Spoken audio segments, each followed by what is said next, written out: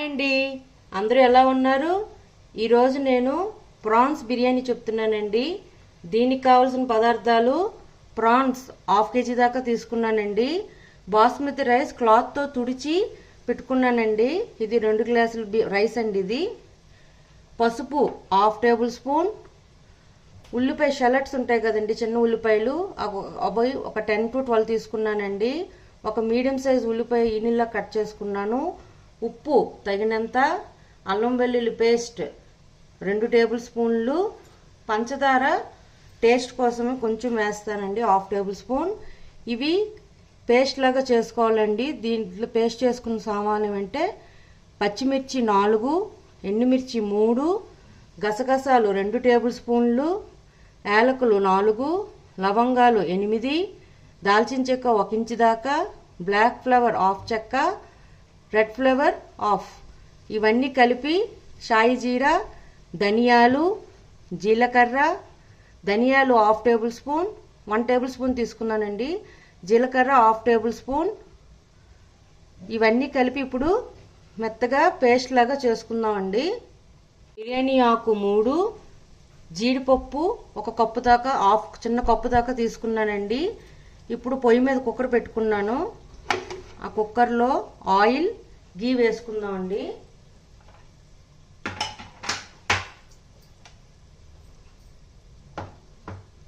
Oil 2 table spoons, గీ 3 table spoons వేసుకుంటున్నానండి.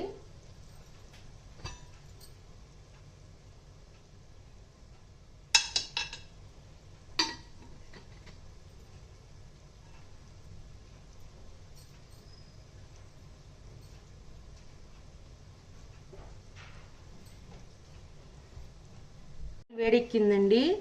ఇప్పుడు అల్లం వెల్లుల్లి పేస్ట్, బిర్యానీ ఆకులు, జీడిపప్పు, ఇది కొంచెం వేగాక ఆనియన్స్ వేసుకుందామండి.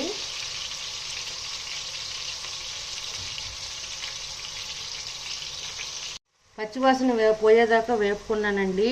ఇప్పుడు ఆనియన్ షెల్లెట్స్ వేసేస్తున్నాను. సన్నగా ఈనుల్లా కట్ చేసుకున్న ఉల్లిపాయ ముక్కలు కూడా వేసేసి ఇవి లైట్ గోల్డెన్ కలర్ వచ్చేదాకా వేపుకుందామండి.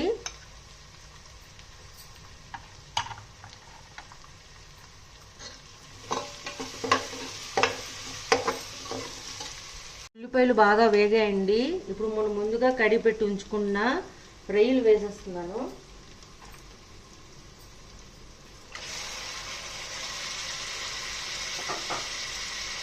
రొయ్యల్లో నీరు ఉంటుంది కదండి, ఆ నీరు పోయేదాకా ఉంచుకుందాం. అలా వేపుకొని ఉంచుకోవాలండి.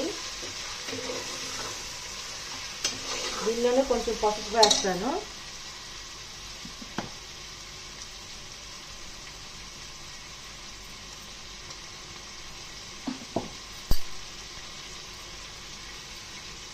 కొత్తిమీర, పుదీనా గురించి చెప్పడం మర్చిపోయానండి.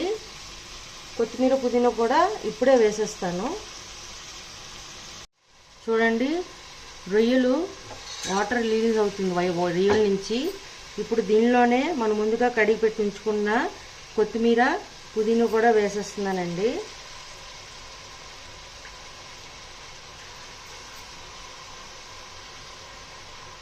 బాగా కలుపుకొని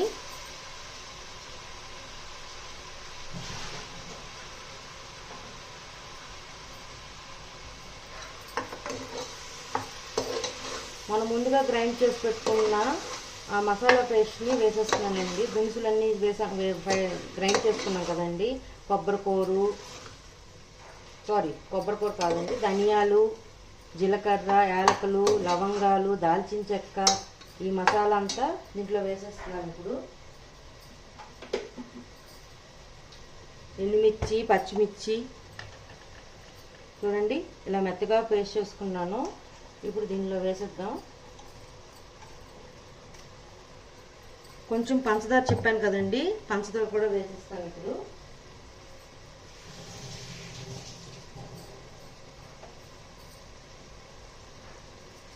టేస్ట్ కోసమే వేస్తున్నామండి.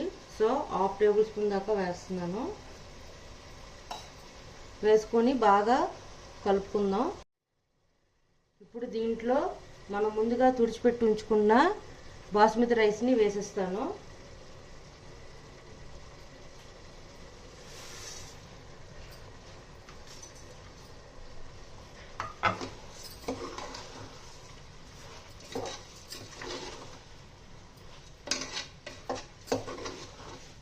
నేను దీనిలోనే కొంచెం కొబ్బరి పాలు యాడ్ చేస్తున్నానండి.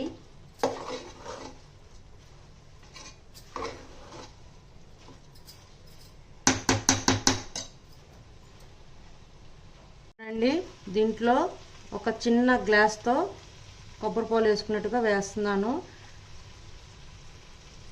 కొంచెం అండి, నేను ఎక్కువ వేయట్లేదు.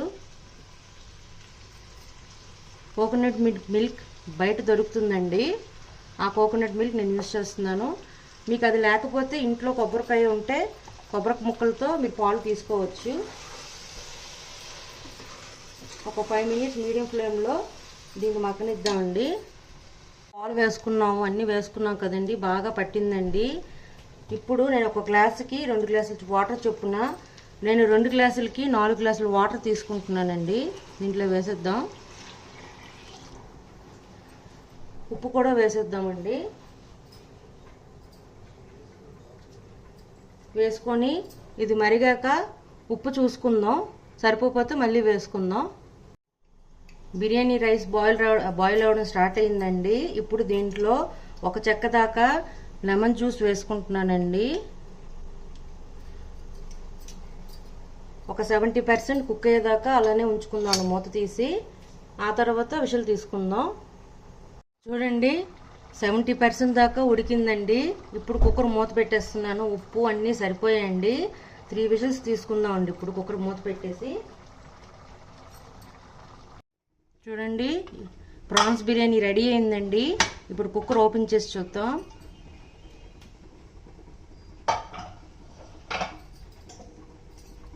స్మెల్ బాగా వస్తుందండి, చాలా బాగుంది టేస్ట్ అయితే. ఇప్పుడు దీన్ని సర్వింగ్ బౌల్లోకి తీసేసుకుందామండి. ఇప్పుడు సర్వింగ్ బౌల్లోకి తీసుకున్న చిన్న చిన్న ఉల్లిపాయలు వేసుకున్నాను కండి. ఆ ఉల్లిపాయ ఈ ప్రాన్ పెట్టుకొని తింటే చాలా బాగుంటుందండి టేస్ట్. దానికి మంచింగ్ కోసం నేను ఉల్లిపాయలు కట్ చేసి పెట్టుకున్నాను లెమన్ జ్యూస్ వేసుకోవడానికి. అంతేనండి, ఎంతో టేస్టీ ప్రాన్స్ బిర్యానీ రెడీ అండి. మీకు నచ్చినట్లయితే like, share and subscribe it. Bye.